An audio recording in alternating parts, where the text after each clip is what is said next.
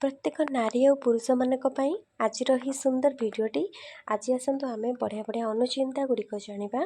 अनुचिंता number 1, आपणकर money purse रे किंबा डायरी रे छोट हेउ किंबा बड़ हेउ खंडिए मयूर पुछ रखंतु। काहेकि ना श्रीकृष्णकर आ जगन्नाथंकर अति प्रिय हेउची मयूरर पुछ। तेणुकरी यह निहाती रखंतु। यह द्वारा निश्चिंत भल फल आमको मिली थाए। आम भितर एक पॉजिटिव एनर्जी आसी थाए एवं मयूर पुछ को ठाकुर घरे निहाती रखा आवश्यक, पूजा करने आवश्यक। यह द्वारा अनेक शुभ फल आमको मिली थाए। अनुचिंता नंबर 2, आपण माने सबु बेले मन रखिथिबे सूर्य उदय पर ही तुलसी पत्र तोड़िबे, नचेत बहुत आमर क्षति होई थाए। एवं क्षीर रे तुलसी पत्र बिल्कुल भी पकेबे नहीं। ता सहित क्षीर सहित केबे तुलसी पत्र खाइबे नहीं। यह स्वास्थ्य पाई मध्य क्षतिकारक होई थाए। अनुचिंता नंबर 3, सुना जदि आपण घरे रखुचंती गहना ताहले लाल किंबा हलदिया कपड़ा रे गुड़ाई रखंतु। यह अत्यंत शुभ फल आमको देई थाए। ता सहित सुना अलंकार को आमे लाल कपड़ा रे रखिले यह अधिक चकचक करे बा नुआ परे सेमिति रही थाए। अनुचिंता नंबर 4, सकाळु घर झाड़ू न हेबा पर्यंत कौनसी भी खाद्य खातु नहीं। सकाळु बासी काम सारिकी आपण मैंने खाइबा कथा। यह द्वारा घरर मंगल होगा सहित स्वास्थ्य पाई बहुत हितकारी होई थाए। जेतेबेले घर अलिया होइतिबो आमे सकाळु झाड़ू कर नथिबा सेमिति अवस्था रे केबे भी खाइबे नहीं। स्त्री लोक माने राति रे सोइबा बेले चुट्टी को खोला करके रखंतु नहीं एवं ता सहित सबु बासन राति रे माजी दियंतु। राति रे अइठा बासन रखंतु नहीं। यह द्वारा लक्ष्मी छड़ा दोष लगी थाए। आपण माने अइठा न रखिकी सबु केवल पिछुळे के रखि दियंतु। जदि आपनको किसी कष्ट होउची बा समय होउनी ताहले राति आपण माने से बासन को पिछुळे की पानी पकेकी रखि दियंतु। किंतु सेथरा अइठा लागिथिबो सुखिकी थिबो सकाळ को एमिति केबे भी रखिबे नहीं। सोरिष तेल रे सिंदूर गोलाई मुख्य द्वार रे टोपाटी लगाइले से लोक गरीब थिले मध्य धन वृद्धि होई थाए। जो मैंने एपर्यंत भिडियोटी को लाइक करना निहाती गोटे छोटिया लाइक करंतु। आपणकर ना कौन निहाती जानिया को चाहूँगी मते कमेंट रे जणांतु। अनुचिंता नंबर 7, घरर द्वार मुहरे बसाइथिबा कलशरे पानी पूर्ण करके रखंतु। सेथिरे गोटे टोपा क्षीर एवं गोटे धान निहाती पकांतु किंबा अरुआ चाउल मध्य रखिपारे। आपण जेतेबेले घर बाहर की जाउछंती बाहर को जदि सही कलश को मुंडिया मारी बाहर को जाती देखिकी जाती ताहले जहाँ सबू बाकी थिबा अर्थ बाकी थिबा धन आपण को निश्चय ताहा मिल जिवो। जो अर्थ मिलु नथिबो सही अर्थ अति शीघ्र आपण को मिल जिवो। प्रत्येक दिन सकाळु उठिबा परे बिछଣା को असजड़ा केबे भी रखंतु नहीं। सब बेले सजाड़ी रखंतु। असजड़ा रखिबा द्वारा घर उपरे शनि आउ राहुंकर अशुभ दृष्टि पड़ी थाए। दीप जालिला समय रे दीपरु आउ गोटे दीप को केबे लगेबे नहीं। पूर्वरु मध्य मु आपनको ए विषय कहितिली एवं दीपरु धूप काटी केबे भी लगेबे नहीं। मन रखंतु गोटे दीप जळुची तो आउ गोटे दीप आपण जदि जळिया को चाहउछंती आउ गोटे डीएसएल काठी मारिकी तापर जळेबे। किंतु दीपरु दीप लगांतु नहीं कि धूप काठी सेतरु लगेबे नहीं। एहा द्वारा घरर ही अमंगल होई थाए। विवाह परे झियो विदा हेबा समय जेतेबेले आसी जाए सेही समय रे बा झील जितेबाला शाशुघर को जीवाई बाहर थो से समय गोटे पितल ढाल किसी हलदी पा नियंतु और से ही जलपूर्ण ढालटी को झील मुंड चारिपटे 3 थर बुले दिंतु और से ही हलदी पानी टिके निज घर को छाटी दिंतु। ता सहित आउ टिके हलदी पानी झील उपर को छाटी दिंतु। एपरी करने द्वारा झील तार शाशुघर सुख शांति रही थाए। सूर्य उदय समय जदि काऊ घरर पूर्व किंबा पश्चिम दिगरे बसी राबु थाए ताहले बहुत शुभ फल और शुभ संवाद प्राप्त होता है। किंतु उत्तर किंबा दक्षिण दिगरे सूर्य उदय समय जदि काऊ राबे से दिन किसी क्षति हेब अशुभ संवाद आमको मिलबार सूचना एथुरु मिली थाए। किन्नर मानक केबे भी थट्टा परिहास चुगुली एसबू तांको करंतु नहीं। आपण घरे जदि कौन मेला महोत्सव रे किन्नर माने पहुँची जाती ताहले शुभ आपणकर 2 गुणा बढ़ी जाए। जेकोसी बुधवार दिन जदि किन्नर मानक किछि दान दिया जाए ताहले 4 गुणा अधिक शुभ फल मिलता है एवं धन हानि केबे भी हुए नहीं। ସ୍ୱାମୀ ଏବଂ ସ୍ତ୍ରୀ एकत्र भोजन କରିବା ସମୟରେ ସ୍ୱାମୀର ବାମ ପଟରେ ସ୍ତ୍ରୀ ବସି ଭୋଜନ କରିବେ ଏବଂ ଶୟନ କଲାବେଳେ ସ୍ୱାମୀଙ୍କର ବାମ ପଟରେ ସ୍ତ୍ରୀ ଶୋଇବେ। କାରଣ ଶିବ ଶଙ୍କର ହୋଇଥିଲେ ଅର୍ଦ୍ଧନାରୀଶ୍ୱର, ତେଣୁ ଶିବ ଶଙ୍କରଙ୍କର ବାମ ଅଙ୍ଗ ହେଉଛନ୍ତି ମା ପାର୍ବତୀ। ତେଣୁ ସ୍ୱାମୀଙ୍କର ବାମ ପଟରେ ସ୍ତ୍ରୀ ସବୁବେଳେ ରହିବା ଶୁଭ। ଏହାଦ୍ୱାରା ସ୍ୱାମୀଙ୍କର ଆୟୁଷ ମଧ୍ୟ ବଢ଼ିଥାଏ। ଯଦି ଅନ୍ୟ ଘରୁ କୌଣସି ସ୍ତ୍ରୀ ଲୋକ ଆପଣଙ୍କ ଘରକୁ ଆସିଥାନ୍ତି ଆଉ ସେ ଯଦି ଆପଣଙ୍କୁ ସିନ୍ଦୁର ପିନ୍ଧିବା ପାଇଁ ଟିକେ ସିନ୍ଦୁର ମାଗନ୍ତି, ତାହେଲେ ଆପଣ ସିନ୍ଦୁର ଆପଣଙ୍କ ଫରୁଆରୁ ବିଲକୁଲ ବି ଦେବେ ନାହିଁ। ଅର୍ଥାତ୍ ନିଜର ସିନ୍ଦୁର କାହାକୁ ବି ଆପଣ ଦେବେ ନାହିଁ। ଏହାଦ୍ୱାରା ସ୍ୱାମୀ ଆଉ ସ୍ତ୍ରୀଙ୍କ ମଧ୍ୟରେ ବହୁତ ଅମଙ୍ଗଳ ହୋଇଥାଏ। ଯଦି ଆପଣମାନେ ତାଙ୍କୁ ଦେବାକୁ ଚାହୁଁଛନ୍ତି, ନୂଆ ସିନ୍ଦୁର ଯଦି ରଖିଛନ୍ତି, ଆପଣ ଯଦି ୟୁଜ୍ କରୁନାହାନ୍ତି, ତାକୁ ପୂଜା କରୁନାହାନ୍ତି, ତାହେଲେ ତାଙ୍କୁ ଦେଇପାରିବେ। କିନ୍ତୁ ଆପଣ ଯେଉଁଥିରୁ ଲଗାଉଛନ୍ତି ସିନ୍ଦୁର, ସେଥିରୁ କେବେ ବି ଦେବେ ନାହିଁ। କୁହାଯାଏ ଯେ ସିନ୍ଦୁରରେ କାହାର ଭାଗ ନଥାଏ। ଆପଣ ସିଧା ମୁହେଁ ମନା କରିଦେବା କଥା। ହିନ୍ଦୁ ଧର୍ମରେ ଗାଈକୁ ମାତାର ସ୍ଥାନ ଦିଆଯାଇଛି।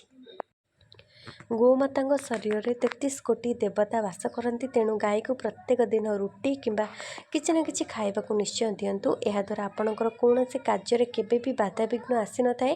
ଏହା ସହିତ ପ୍ରତ୍ୟେକ ଦିନ ସ୍ନାନ ସାରି ଗାଈ ଉପରେ ହାତ ଦେଇକି ପ୍ରଣାମ କରିବା ଦ୍ୱାରା ଅଶେଷ ପୁଣ୍ୟ ମିଳିବା ସହିତ ଅନେକ ରୋଗ ମଧ୍ୟ ଦୂର ହୋଇଥାଏ।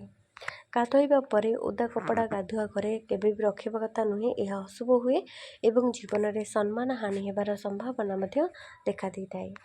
ପ୍ରତ୍ୟେକ ଗର୍ଭବତୀ ମହିଳା ପ୍ରଥମ ମାସରୁ 10 ମାସ ପର୍ଯ୍ୟନ୍ତ ରାମାୟଣ, ହନୁମାନଙ୍କର ଚାଳିଶା ଏସବୁ ପଢ଼ନ୍ତୁ। ପୁରାଣ ଶାସ୍ତ୍ର ପଢ଼ନ୍ତୁ। ଶ୍ରୀମଦ୍ ଭାଗବତ ଗୀତା ପଢ଼ନ୍ତୁ। ତା ସହିତ କିଛି ନା କିଛି ଖାତାରେ ଲେଖନ୍ତୁ, ଯେମିତିକି ଭଲ ଭଲ କଥା, ପ୍ରଭୁଙ୍କର ନାମ ଏସବୁ ଖାତାରେ ଲେଖନ୍ତୁ। ଏହା କରିବା ଦ୍ୱାରା ଆପଣଙ୍କ ଶିଶୁ ବହୁତ ବୁଦ୍ଧିମାନ ହୋଇଥାଏ ଏବଂ ପାଠ ମଧ୍ୟ ସେ ଭଲ ଆଗକୁ ପଢ଼ିଥାଏ, ଭଲ ମଣିଷଟିଏ ସେ ହୋଇଥାଏ। ପର୍ସରୁ କେବେ ପଇସା ଖାଲି କରନ୍ତୁ ନାହିଁ। ଯଦି ପର୍ସ ପୁରୁଣା ହୋଇଯାଇଛି ତାହେଲେ ନୂଆ ପର୍ସ ଧରନ୍ତୁ। ତା ସହିତ କଳା ରଙ୍ଗର ପର୍ସ ନିଶ୍ଚୟ ଧରନ୍ତୁ। ଯଦି ଆପଣ ପର୍ସରେ କଉଡ଼ିଟିଏ ରଖନ୍ତି, ତାହେଲେ ମା ଲକ୍ଷ୍ମୀ ସନ୍ତୁଷ୍ଟ ହୁଅନ୍ତି ଏବଂ ଧନର ଅଭାବ କେବେ ବି ରହିନଥାଏ। କିଛି ନା କିଛି କାରଣ ହୋଇକି କିଛି ନା କିଛି ବାଟରେ ଆପଣମାନଙ୍କୁ ସବୁବେଳେ ଆପଣଙ୍କ ପାଖରେ ପଇସା ନିଶ୍ଚୟ ରହିବ। ଯଦି କୌଣସି ମନ୍ଦିରରେ ଆପଣ କିଛି ଜିନିଷ ଦାନ କରନ୍ତି କିମ୍ବା ଦକ୍ଷିଣା ଦିଅନ୍ତି, ତେବେ ସେସବୁ ମନେ ପକାଇବା ଉଚିତ ନୁହେଁ। ଏହା ଅମଙ୍ଗଳ ହୋଇଥାଏ। ତା ସହିତ ମନ୍ଦିରରେ ଦାନ ଦେବାର କୌଣସି ମହତ୍ତ୍ୱ ନଥାଏ। ଅର୍ଥାତ୍ ଆପଣ ମନ୍ଦିରରେ ହେଉ କିମ୍ବା କୌଣସି ଦୁଃଖୀ ଗରିବ ଲୋକଙ୍କୁ ଯଦି କିଛି ଦାନ ଦେଉଛନ୍ତି, ତାକୁ ମନେ ମନେ ଭାବନ୍ତୁ ନାହିଁ ମୁଁ ତାକୁ ଏତିକି ଟଙ୍କା ଦେଇଦେଲି, 500 ଟଙ୍କା ଦେଲି, 1000 ଟଙ୍କା, କି ମୁଁ ତାଙ୍କୁ 10,000 ଟଙ୍କା ଦାନରେ ଦେଇଦେଲି। ଏସବୁ ଯଦି ପୁଣି ଆଉ ଥରେ ଆସିକି ଭାବିବେ, ସେ ଦାନର ଆଉ କିଛି ମହତ୍ତ୍ୱ ରହିବନି। ସେସବୁ ନଷ୍ଟ ହୋଇଯିବ। ତା'ର ଯାହା ସବୁ ଫଳ ଥାଏ ତାକୁ ନଷ୍ଟ ସେ ନିଶ୍ଚିତ ହୋଇଯିବ। କିମ୍ବା ଯାହାକୁ କିଛି ଆପଣ ଦାନ ଦେଉଛନ୍ତି କିଛି ଜିନିଷ, ଅନ୍ୟକୁ କେବେ କୁହନ୍ତୁ ନାହିଁ ଯେ ମୁଁ ତାକୁ ଏତିକି ଦାନ ଦେଲି, ତାକୁ ସେତିକି ଦାନ ଦେଲି, ଏତିକି ପଇସା ମୁଁ ଦେଇଦେଲି। ଏମିତି କେବେ ବି କାହାକୁ କହିବେ ନାହିଁ। ଭୋଜନ କରିବା ସମୟରେ ପୂର୍ବ ଦିଗକୁ ମୁହଁ କରି ଭୋଜନ କରିବା କଥା। ଏହାଦ୍ୱାରା ଆପଣଙ୍କ ସ୍ୱାସ୍ଥ୍ୟ ଭଲ ରହିଥାଏ। ତା ସହିତ ରୋଗ ବ୍ୟାଧି ମଧ୍ୟ ଏସବୁ ଦୂର ହୋଇଥାଏ। ମାଟିରେ ତିଆରି ହୋଇଥିବା ଠାକୁରଙ୍କର ମୂର୍ତ୍ତି ଘରେ ରଖି ପୂଜା କରିବା ଦ୍ୱାରା ଧନ ସମ୍ବନ୍ଧୀୟ ସମସ୍ୟା ଦୂର ହୁଏ। ଘରେ ଧନ ସ୍ଥାୟୀ ରୂପେ ରହିଥାଏ। କଦଳୀ ପତ୍ରରେ ଭୋଜନ କରିବା ସ୍ୱାସ୍ଥ୍ୟ ପାଇଁ ହିତକର ହୋଇଥାଏ ଏବଂ ମାନସିକ ଶାନ୍ତି ମିଳିବା ସହିତ ଦରିଦ୍ରତା ମଧ୍ୟ ଦୂର ହୋଇଥାଏ। ନବବିବାହିତ ସ୍ୱାମୀ ଏବଂ ସ୍ତ୍ରୀ କେବେ ବି ଚପଲ ପିନ୍ଧିକି ଶୋଇବା ଘରକୁ ଯିବା ଉଚିତ ନୁହେଁ। ଏହା ଅଶୁଭ ହୁଏ ଏବଂ ଶୋଇବା ଘରକୁ ପାଣିରେ କିଛି ଲୁଣ ମିଶାଇକି ପୋଛା ମାରିଲେ ନକାରାତ୍ମକ ଶକ୍ତି ଘରୁ ଦୂର ହୋଇଯାଏ। ବାସ୍ତୁଶାସ୍ତ୍ର ଅନୁସାରେ ମୟୂର ପୁଚ୍ଛ ଘରେ ରଖିବା ଦ୍ୱାରା ଚମତ୍କାରୀ ଲାଭ ପ୍ରାପ୍ତ ହୋଇଥାଏ। ଘରେ ଧନ ବୃଦ୍ଧି ହେବା ସହିତ ଅନେକ ବାସ୍ତୁ ଦୋଷ ମଧ୍ୟ ଦୂର ହୋଇଥାଏ। ଭଲ ଲୋକଙ୍କର ପରୀକ୍ଷା ଭଗବାନ ନିଶ୍ଚିନ୍ତ ନେଇଥାନ୍ତି, କିନ୍ତୁ କେବେ ବି ସାଥ ଛାଡ଼ିନଥାନ୍ତି ଏବଂ ଖରାପ ଲୋକଙ୍କୁ ଭଗବାନ ବହୁତ କିଛି ଦେଇଥାନ୍ତି, କିନ୍ତୁ କେବେ ସାଥ ଦେଇନଥାନ୍ତି। ନାରୀ ଋତୁମତୀ ହେବାର ଚତୁର୍ଥ ଦିନ, ଷଷ୍ଠ ଦିନ, ଅଷ୍ଟମ ଦିନ, ଦଶମ ଦିନ ଏବଂ 12 ଦିନରେ ଯଦି ସ୍ୱାମୀ ସ୍ତ୍ରୀଙ୍କର ମିଳନ ହୁଏ କିମ୍ବା ସ୍ତ୍ରୀଙ୍କର ଗର୍ଭ ରହେ, ତାହେଲେ ସେହି ଗର୍ଭରେ ନିଶ୍ଚିନ୍ତ ପୁତ୍ର ସନ୍ତାନ ହିଁ ଜନ୍ମ ହୋଇଥାଏ। ଯଦି ଅନ୍ୟ ଘରୁ କୌଣସି ସ୍ତ୍ରୀ ଲୋକ ଆପଣଙ୍କ ଘରକୁ ଆସିଥାନ୍ତି ଆଉ ସେ ଯଦି ସିନ୍ଦୁର ପିନ୍ଧିବା ପାଇଁ ସିନ୍ଦୁର ମାଗନ୍ତି, ତାହେଲେ ଆପଣ ସିନ୍ଦୁର କେବେ ବି देबे नहीं। ଏହା द्वारा स्वामी और स्त्री मध्य संपर्क भल रहे नहीं, कारण सिंदूर को केबे भी भाग करने कथा नुहे, जहाँकि मु पूर्व कही। माँ मैंने मन रखु, आपण सिंदूर पिंधुंट स्वामीकर मंगल पाई। सिंदूर लगैला बेले से ही घरे तुम स्वामी छड़ा बाहर लोक कि अन्य लोक कहीं न रहा उचित, अर्थात सिंदूर पिंधा बेले अन्य कहीं देखा उचित नुहे। सर्वदा ओढ़णा देकी सिंदूर पिंधतु, केवल स्वामी रहिले ही चलो, बाकी अलग लोक कहीं जमी न देखते से ध्यान देवा कथा। जदि आपण द्वार मुहरे कलशटी रखुंट सबुदिन, आपण घर बाहरला बेले से कलशटी बाम पटरे थिबा दरकार, कहीं बाम पटरे कलश रखिले अधिक शुभप्रद होता है। जितेबले आपण बाहर घर को पशुंट से कलश डाहाण पट होगा दरकार, यह द्वारा घरर मंगल होता है। जेकोसी शुभ मांगलिक कार्य कलश पूजा प्रथम करा जाय थाए। समस्त देवतांकर मूल होउची कलश। तंबा किंबा पित्तल कलश अपेक्षा माटी कलश रे पूजा करबा बहुत मंगल होता है। जेते रोजगार कले जदि किसी टंका संचय हो पारुना, ताहले गाधोइबा बेले पानी रे 2 ରୁ 4ଟି कला राशि पकेकी स्नान करंतु। ता सहित किसी कला राशि और किसी कला गुड़ गोटे कला कनारे बांधिकी गोटे गरीब लोक शनिवार दिन दान दे दिंतु। यह द्वारा निश्चिंत किसी न किसी परिवर्तन आपणकर आसब। पुओ किंबा झीर बाहागर जदि विलंब देखा दूची, ताहले गुरुबार दिन जदि अरुआ चाउल हलदी गोलाई से चाउल को जदि पारा मानक खाइबा दियंती, ताहले विवाह हो पारु नथिबा पुओ झील मानकर शीघ्र विवाह होता है। यही पारा मानक हलदी गोला चाउल निहाती 6 मास दियंतु। शंख घरे बजाइबा अधिक शुभप्रद होता है, विशेषकर सकाळ और संध्या समय शंख घरे बजाइले नकारात्मक शक्ति घर को आसी न थाए। जदि आपण मैंने शंख बजाउछंती, ताहले पूर्व किंबा उत्तर को मुह करी शंख फुंकिले अधिक शुभ फल मिलता है। भात रोषे करने जो डबारू चाउल आणुछंती, से डबारे रूपा मुद्रा किंबा रूपार जेकोसी जिनसटे से डबारे रखी दिंतु। यह द्वारा लक्ष्मीकर अनेक कृपा मिलता है, ता सहित माता लक्ष्मी अनेक संतुष्ट होती। शेष पर्यंत भिडियोटी आपण मैंने समस्त देखि आपण मानक अनेक अनेक धन्यवाद। कमेंट रे पर्यंत जो मैंने आपणकर ना सब लिखि नाहांती निहाती लिखंतु, एवं एमती शिक्षण वीडियो जो मैंने प्रत्येक दिन पाइबा चाहती निहाती आम चैनल को सब्सक्राइब कर दियंतु। आज एतिकी रहिली। जय जगन्नाथ, धन्यवाद।